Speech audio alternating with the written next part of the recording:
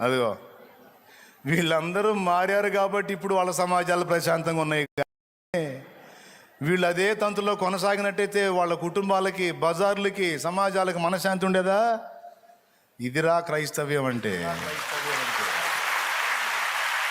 ఇదిగో ఈ పక్క సేవకులు లేచి నిలబడ్డారు, వీళ్ళు డ్రింక్ మ్యాన్లే. వామో ఇప్పుడు వీళ్ళు పాస్టర్లు అయ్యారు, లేకపోతే వీళ్ళు ఎంతమంది నోయనం చేసేవాళ్ళు. ఇటు పక్క సేవకులు ఉన్నారు.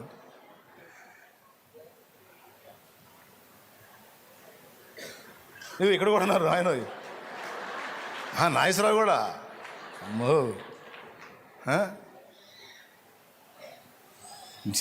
జీవితాలు మారిపోయినాయి ఈరోజు. మీరు చప్పట్లు కొట్టాలనిపించట్లేదా?